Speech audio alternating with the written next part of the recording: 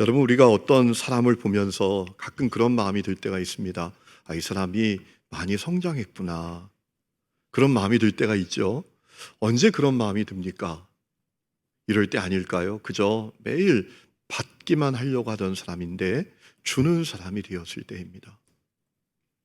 그때 우리가 이 사람이 많이 성장했구나. 이런 마음을 갖게 되지 않습니까? 어제는 6.25 전쟁 72주년 되는 날이었습니다. 북한의 남침으로 이 나라가 정말 절벽 끝에 다다르게 됐습니다. 자유를 빼앗기고 비참한 지경에 이르게 된 때가 있었습니다. 그때 이 나라를 도왔던 유엔군이 있습니다. 16개 나라에 195만 명의 젊은이들이 목숨을 걸고 이 땅에 왔습니다.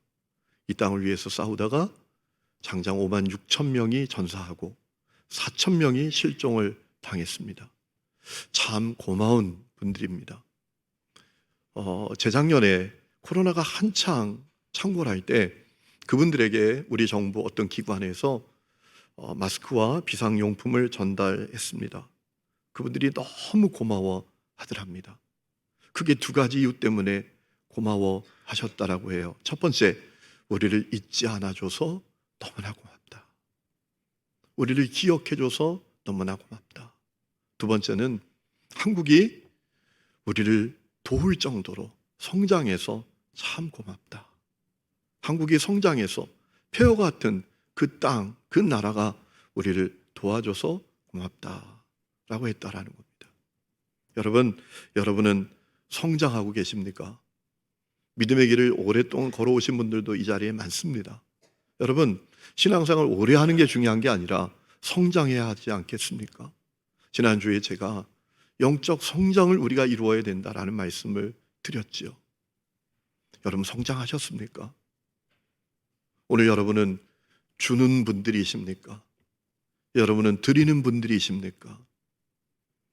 여러분, 바울이 고린도 교회 성도들을 향해서 어떻게 보면 그들의 얼굴이 화끈거릴 만한 이야기를 합니다.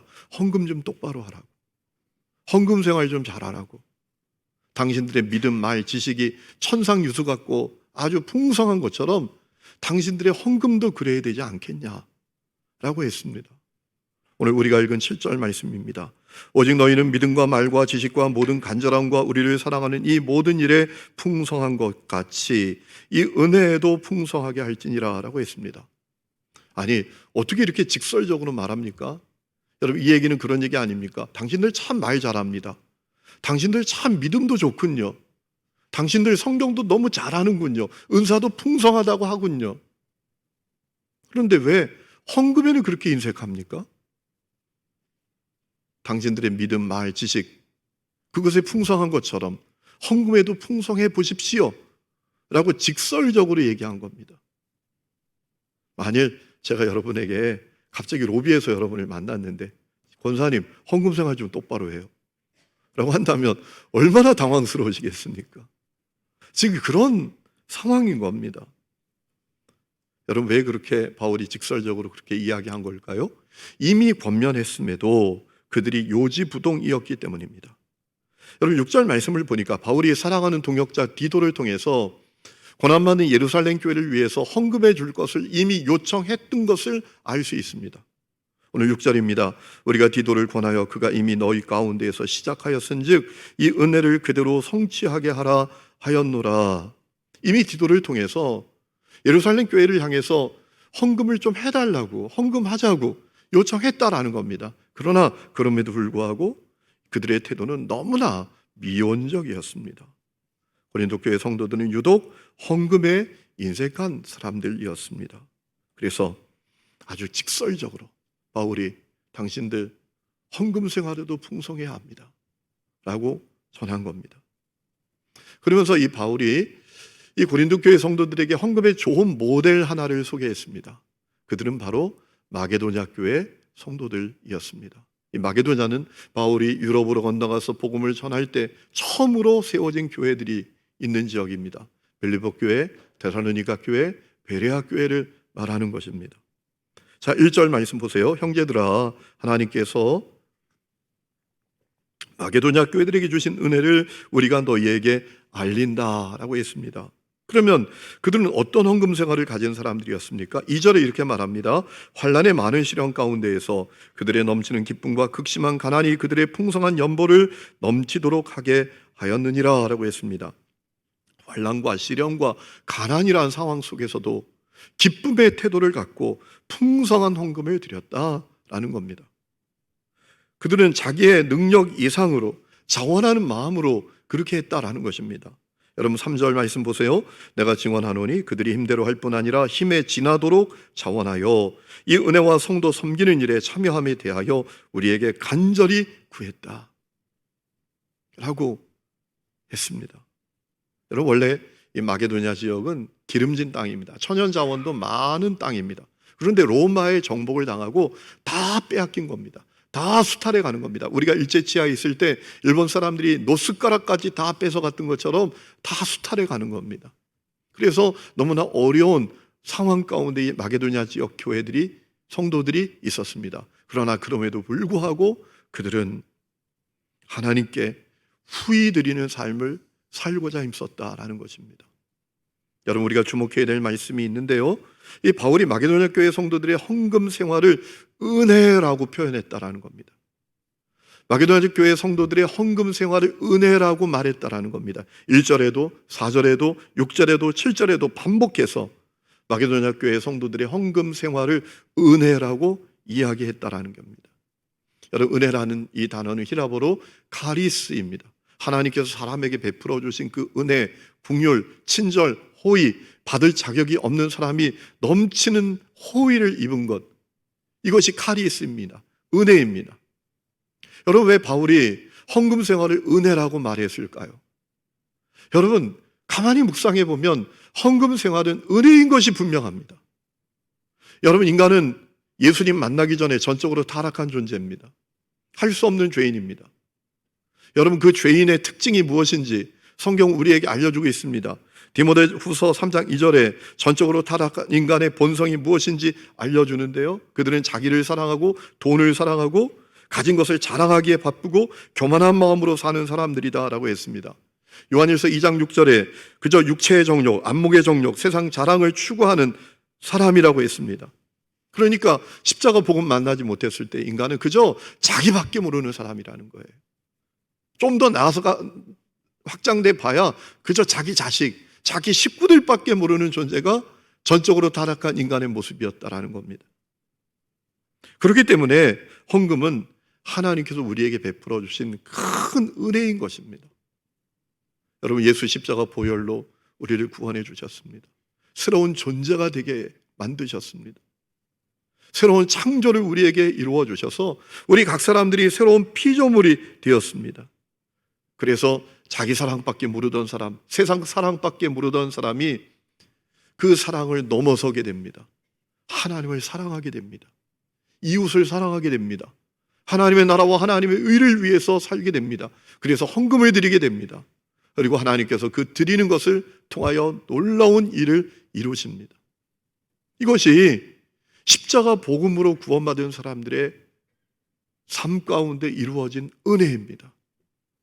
그러니 헌금 생활은 하나님께서 우리에게 주신 놀라운 은혜인 겁니다. 우리가 복음을 만나지 못했으면 우리는 나만 알고 살았을 겁니다. 내 자식만 알고 살았을 겁니다. 기껏해야 우리 가족들밖에 모르는 사람이었을 겁니다. 그런데 십자가 복음으로 우리를 구원해 주셔서 우리는 하나님을 사랑하고 이웃을 사랑하고 고난받는 사람들을 사랑하고 하나님의 나라와 하나님의 의를 위해서 나를 드리고 내 시간을 드리고 몸을 드리고 재정을 드리는 그런 삶을 살게 되었습니다. 놀라운 사건입니다. 그래서 바울이 이 마게도냐 교회 성도들의 헌금 생활을 은혜다라고 말한 겁니다.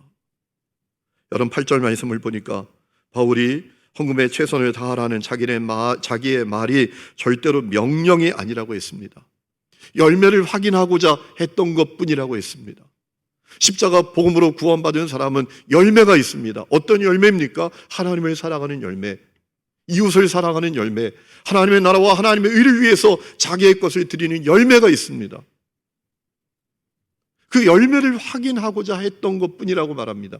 내가 하는 얘기가 절대로 명령이 아니다.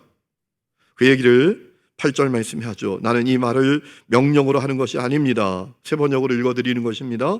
다른 사람들의 열성을 말함으로써 여러분의 사랑도 진실하다는 것을 확인하려고 하는 것뿐입니다 라고 했습니다. 명령이 아니라 당신들에게 십자가 복음으로 말미암아 맺어진 열매가 있는지 그걸 내가 확인하고자 했던 것뿐이다 라고 하는 거예요. 여러분, 그렇습니다. 나무가 어떤 나무인지 아는 방법은 그 열매를 보는 겁니다. 그 열매가 나무의 정체성을 결정짓는 것입니다. 십자가 복음으로 구원받은 사람은 사랑의 대상도 달라지는 것이죠. 추구하는 가치도 목적도 달라지는 것이죠. 그래서 존 웨슬리 목사님이 하셨던 유명한 얘기가 있습니다. 어떤 사람이 진짜 거듭나고 변화되었는지를 알 수 있는 방법이 있다. 그의 주머니가 거듭났는지를 보아야 한다라고 했습니다. 여러분, 고린도 교회 성도들의 모습을 보면서 우리 자신들의 모습을 생각해 보면 좋겠습니다. 우리는 베풀어 주시는 은혜 안에 살고 있습니까? 우리는 고린도 교회 성도들처럼 유독 헌금에 벌벌 떨고 인색하게 행하는 사람들이 아닙니까?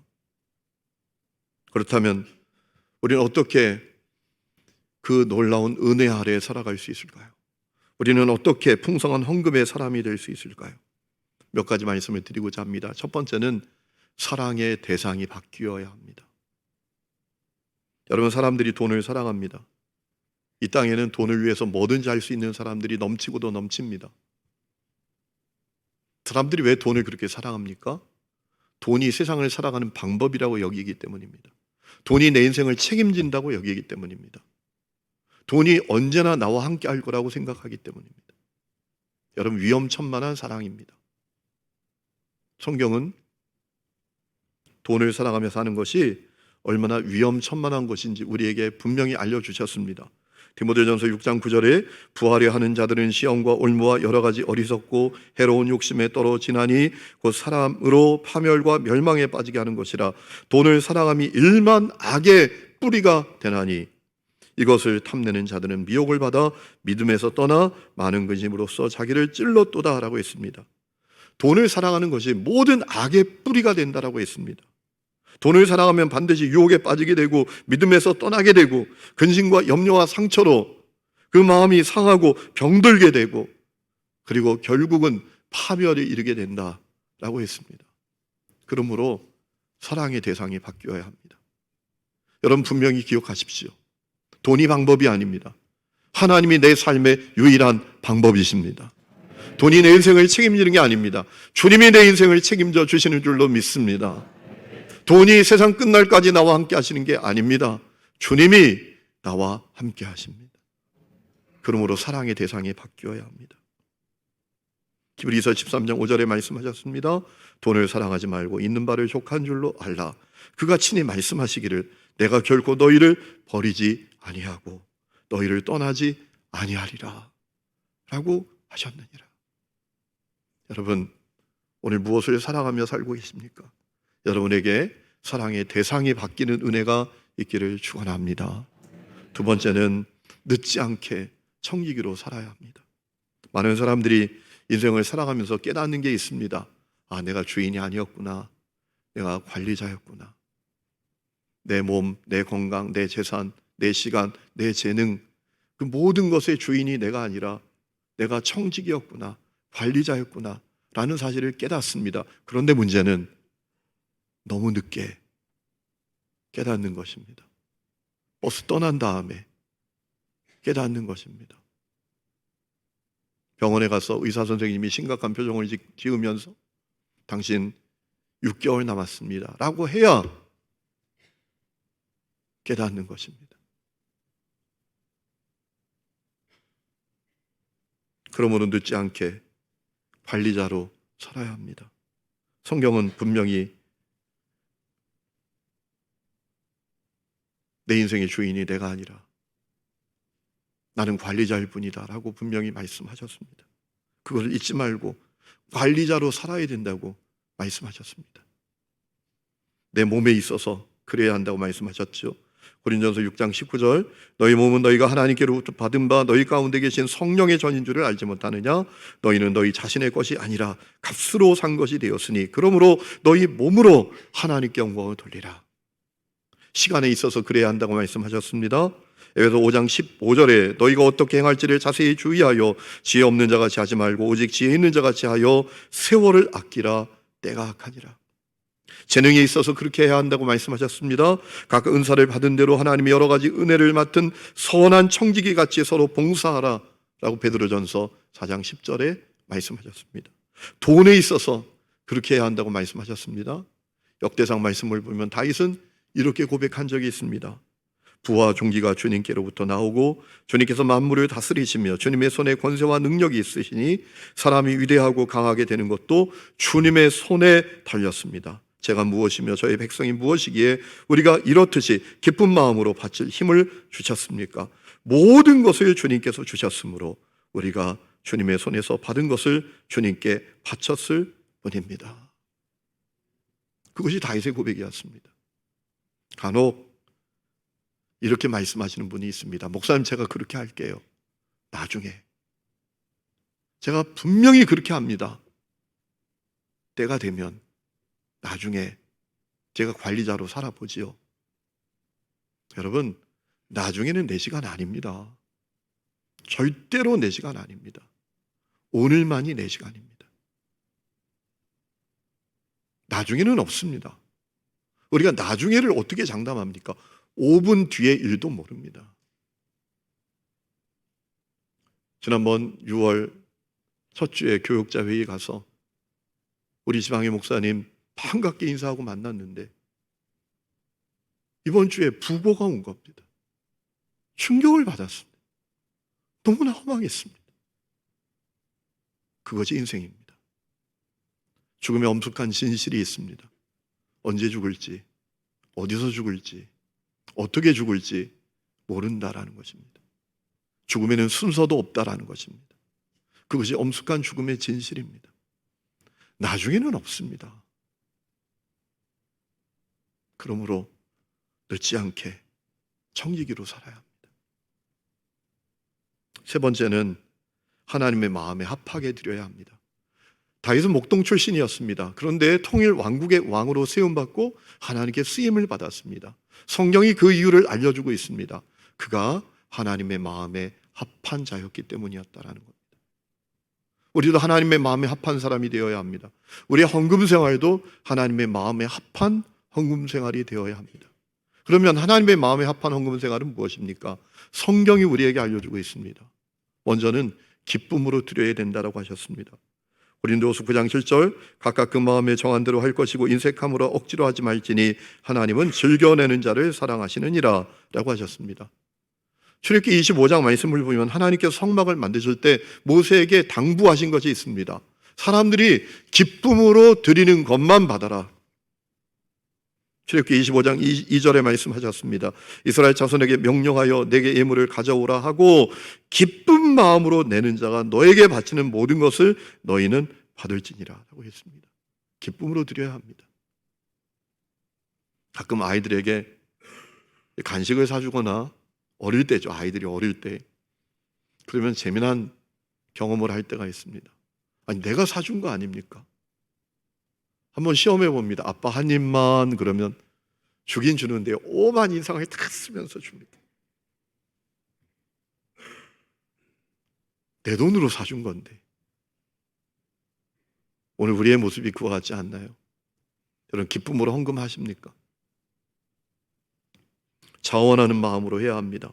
출애굽기 35장 성막을 만들 때 하나님께서 헌금을 드린 사람들, 하나님께 헌금을 드린 사람들의 태도는 어땠는지 성경 우리에게 알려주고 있습니다. 출애굽기 35장 21절에 마음이 감동되어 스스로 그렇게 하기를 원하는 사람은 모두 나서서 회막과 그곳에 제사에 필요한 모든 것과 거룩한 옷을 만들 수 있도록 갖가지 예물을 주님께 가져왔다.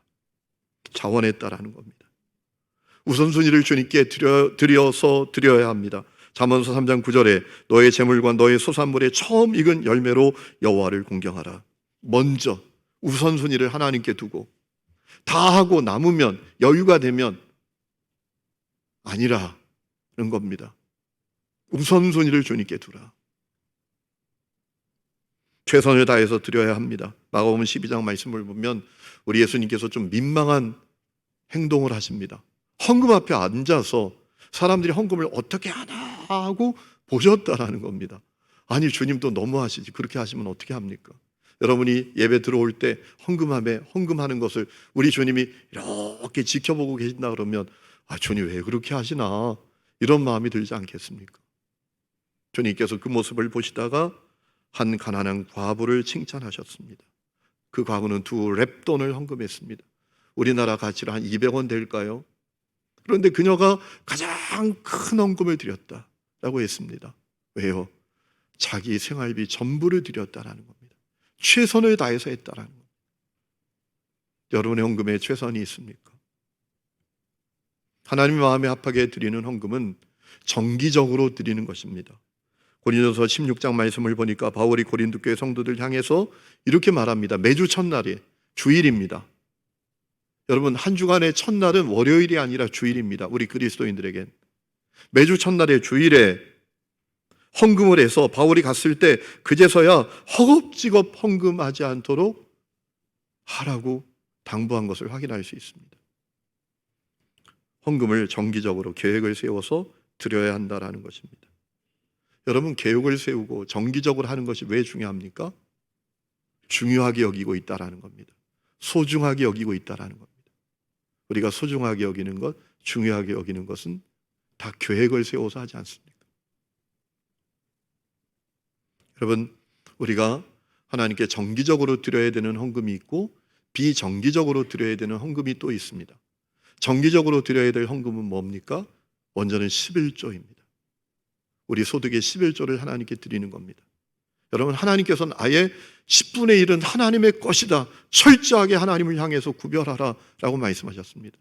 얼마나 우리가 철저하게 행하기를 원하셨는지 말라기 3장 10절 말씀을 보면 만군의 여호와가 이루노라, 너희 온전한 11조를 창고에 들여 나의 집에 양식이 있게 하고 그것으로 나를 시험하여 내가 하늘 문을 열고 너희에게 복을 쌓을 곳이 없도록 붙지 아니하나 보라 라고 말씀하실 정도였습니다. 정기적으로 11조 주님께 드려야 됩니다. 의무입니다. 어떤 분은 그렇게 말합니다. 11조 안 해도 돼. 11조 무용론을 주장하는 사람들이 있습니다. 왜 그럽니까? 라고 물어보면 율법이라는 겁니다. 11조가 율법이라고. 율법의 시대가 끝났지 않느냐고. 복음의 시대가 열렸으니까 율법이니까 안 해도 되지 않느냐. 여러분, 11조는 율법이 아닙니다. 하나님께서 모세에게 율법을 주시기 전에 이미 11조가 있었습니다. 아브라함 멜기세덱 제사장을 만나서 11조를 드립니다. 야곱이 베델에서 하나님을 만나고 11조를 드리겠다고 서원했습니다. 11조는 율법이 아닙니다. 여러분, 구약 성경을 보면 11조가 어떻게 사용되었습니까? 성전 일을 위해서, 성전에서 일하는 사람들을 위해서 사용되었습니다. 오늘도 똑같습니다. 우리가 11조를 드리면 주님은 그 11조를, 이 예배당을 잘 유지하고 관리하고 예배당에서 모든 사역이 잘 이루어지도록, 그리고 이 예배당에서 사역하는 전임 사역자들, 비전임 사역자들이 사역을 잘 할 수 있도록 주님이 쓰시는 것입니다. 여러분, 주님은 우리의 11조를 통해서 그 모든 주님의 일들이 되어지기를 원하고 계시는 거예요.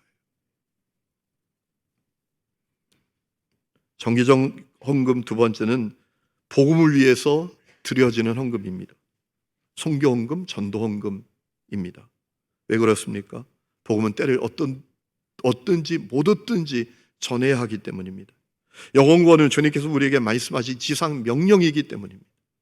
세 번째는 절기 헌금입니다. 하나님께서 우리에게 특별히 지키도록 주신 신년주일, 부활주일, 맥주감사주일, 추수감사주일, 성탄주일, 이것이 우리가 정기적으로 드려야 되는 헌금입니다. 여러분, 왜 그 많은 절기들을 주님께서 우리에게 주셨을까요? 중요한 이유가 있습니다. 하나님의 은혜를 잊어버리지 않도록 하기 위함이에요. 여러분, 신명기 8장에 보면 모세가 그런 이야기를 전합니다. 하나님께서 염려하시는 게 하나 있다. 뭘 염려하느냐? 이스라엘 성들이 모든 것이 풍성하고 잘 풀리고 또 편안해질 때 하나님의 은혜를 잊어버릴까 염려하신다라고 했습니다. 신명기 8장 14절, 너의 마음이 교만하여 너의 하나님 여호와를 잊어버릴까 염려하노라 라고 했습니다. 여러분, 모든 것이 하나님의 은혜 아닙니까? 출애굽도 하나님의 은혜였습니다. 광야에서 인도하신 것도 하나님의 은혜였습니다. 가나안 땅, 약속의 땅에 가게 된 것도 하나님의 은혜였습니다. 문제는 그 하나님의 은혜를 잊어버린다라는 겁니다. 내가 했지 뭐, 내 능력으로 사는 거지 뭐, 우리가 여기까지 온 거잖아. 잊어버릴까 하나님께서 염려하셨다는 겁니다. 그래서 절기를 주신 겁니다. 절기를 특별하게 지키면서 하나님의 은혜지, 잊지 말아야지. 그것을 위해서 주님께서 절기를 주신 거예요. 다음 주일은 맥주 감사 주일입니다. 도시에서 살아가는 우리들에겐 한 해의 절반을 인도해 주신 하나님의 은혜에 감사하는 절기죠. 여러분, 한 해의 절반도 하나님의 은혜로 우리가 여기까지 오지 않았습니까? 여러분, 믿으십니까? 믿는다면 최선을 다해서, 정성을 다해서 잘 그 감사절을 준비하셔야 합니다. 그렇다면 비정기적인 헌금은 어떤 것이죠? 감사 헌금입니다. 여러분, 골로새 2장 7절에 믿음에 굳게 서서 감사함을 넘치게 하라라고 하셨습니다. 여러분, 가만히 생각해 보면 감사 헌금은 우리의 신앙을 성장하게 하고 성숙하게 만듭니다. 왜 그럴까요? 우리 삶의 모든 일들이 해석의 문제이기 때문입니다. 단지 감사한 조건이 있어서만이 아니라 때로는 앞이 캄캄합니다. 때로는 너무나 힘든 상황입니다. 그때에도 감사헌금 봉투에 그럼에도 불구하고 감사합니다, 이 기도 제목 하나 적어서 감사헌금 드릴 때 우리 신앙이 성장합니다. 성숙합니다. 감사헌금은 우리의 신앙과 우리의 영적인 상태를 성숙하게 만드는 것입니다.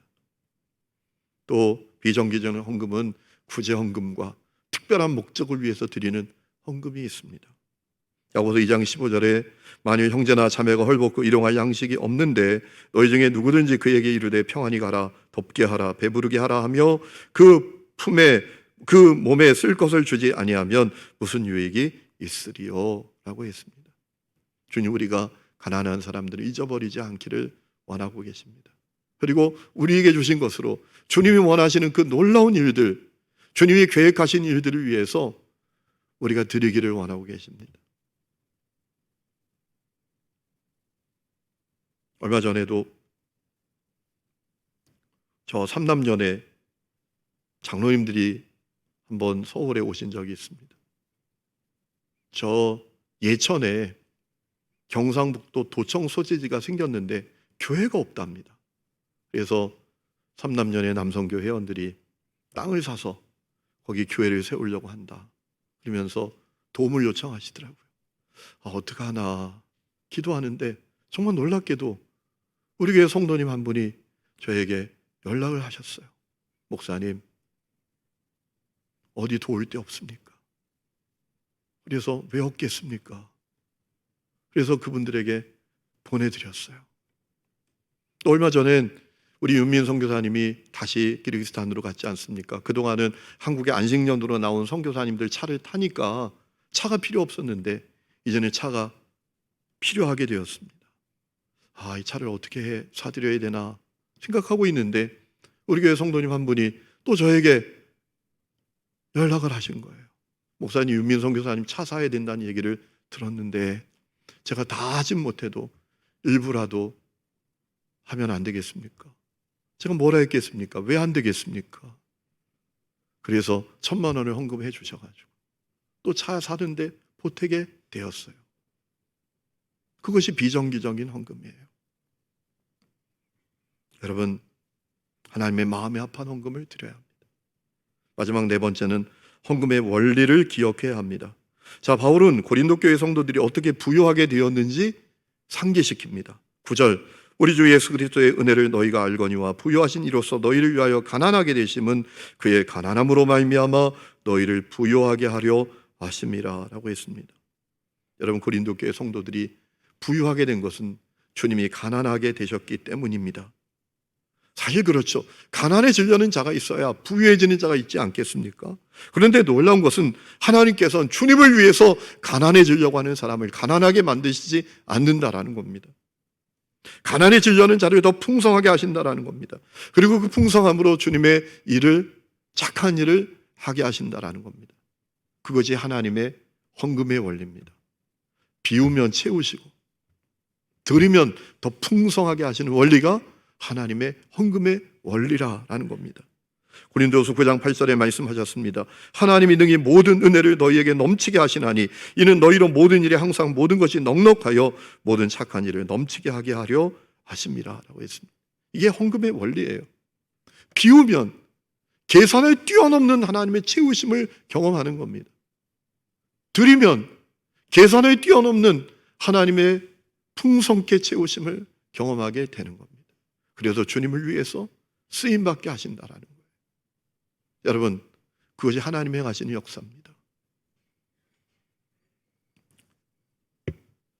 많은 사람들이 읽혀진 감옥으로부터의 사색이라는 책이 있습니다. 그 책을 쓴 분이 좀 사상적으로 문제가 된 분이라서 제가 그냥 쉽게 그 책을 붙들게 되지는 않았는데 너무 많은 사람들이 읽으니까 도대체 무슨 내용이야 보다가 아주 마음에 좀 와닿는 내용이 하나 있었습니다. 그분이 이런 얘기를 하더라고요. 신영복이라는 성공회대 교수를 지낸 분인데 이런 얘기를 하셨어요. 우리가 누군가를 돕는다는 게 뭐냐, 이렇게 얘기를 하시더라고요. 비를 맞고 있는 사람에게 우산 씌워주는 게 아니라 같이 비를 맞는 거다. 그게 진정으로 그를 돕는 거다. 마음에 큰 공감이 됐습니다. 사랑하는 성도 여러분, 우리는 할 수 없는 죄인이었습니다. 죄 가운데 살다가 허망하게 죽어 파멸에 처하게 될 인생이었습니다. 그런데 하나님의 아들 예수께서 사람이 되어주셨습니다. 성육신 하셨습니다. 십자가에 매달린 대속제물이 되어서 자기를 다 내어주셨습니다. 그리고 가난한 우리를 부유하게 해주셨습니다. 여러분, 우리도 주님께 부유했으면 좋겠습니다. 인색함으로 헌금 앞에 벌벌 떠는 인생이 아니라 후히 드리는 삶을 살았으면 좋겠습니다. 오늘 5절에 놓치지 말아야 될 말씀이 있어요. 이 마게도냐 교회 성도들이 자기를 주님께 드렸다라는 거예요. 자기를 주님께 드린 사람들이었다라는 겁니다. 그러니 하나님의 마음에 합한 헌금을 할 수 있었겠죠. 여러분, 우리가 그런 삶을 살았으면 좋겠습니다. 그래서 비울 때 채우시고 드릴 때 더 풍성하게 하셔서 나와 우리 가정을 주님의 도구로 쓰시는 그 하나님의 역사를 경험하면 좋겠습니다. 십자가 복음을 분명히 만난 사람은 주인이 바뀝니다. 사랑하는 대상도 바뀝니다. 그래서 후히 드리는 삶을 삽니다. 기적의 하나님을 경험하며 삽니다. 오늘 그 역사가 우리 하느님교회 모든 성도들에게 있기를 주의 이름으로 축원합니다. 우리 시간에 찬양 부르고 기도하는 시간을 갖겠습니다. 주의 사랑을, 주의 선하심을, 주의 은혜를 생각해보라. 내게 베풀어 주신 그 놀라운 사랑과 은혜를 우리가 묵상하고 고백하면서 이 찬양을 주님께 올려드리겠습니다.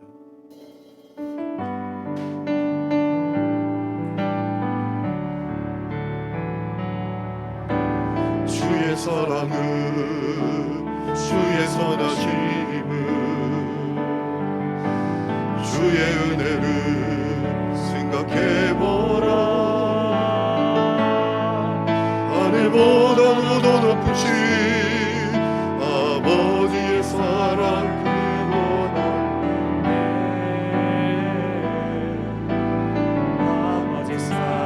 크고 놀랍네.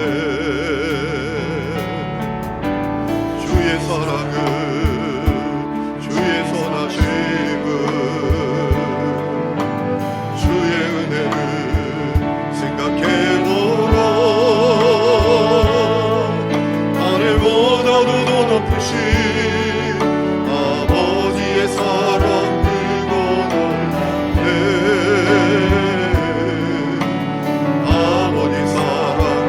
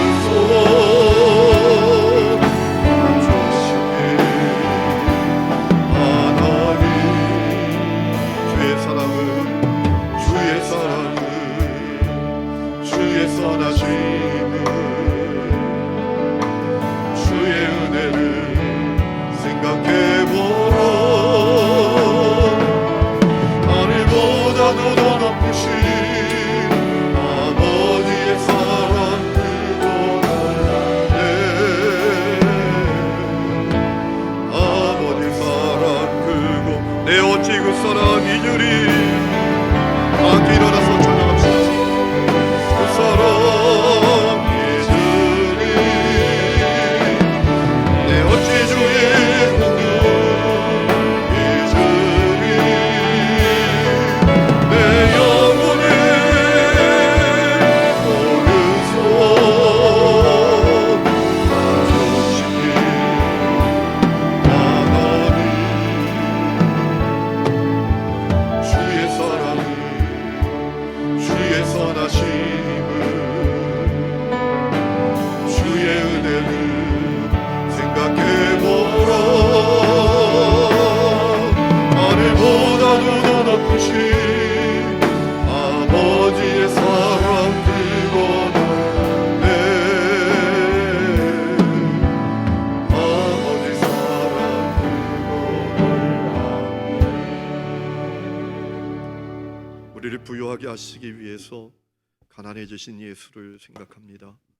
주여, 그 놀라운 사랑과 은혜로 말미암아 우리가 구원받고 그저 자기 사랑, 세상 사랑에 빠져서 허망하게 살다가 죽을 인생이 아니라 하나님의 자녀가 되고 하나님의 나라와 하나님을 위해서 쓰임받게 해주신 것 감사합니다. 하나님 아버지, 그저 헌금 앞에서 벌벌 떨며 인색함으로 계산함으로 평생을 허비하는 인생이 아니라 하나님, 드리면 채우시고 비우면 채우시고 하나님, 참으로 드리면 더 풍성하게 하시는 하나님의 헌금의 원리를 경험하며 하나님 주님께 쓰임받는 저희가 되게 하여 주시옵소서.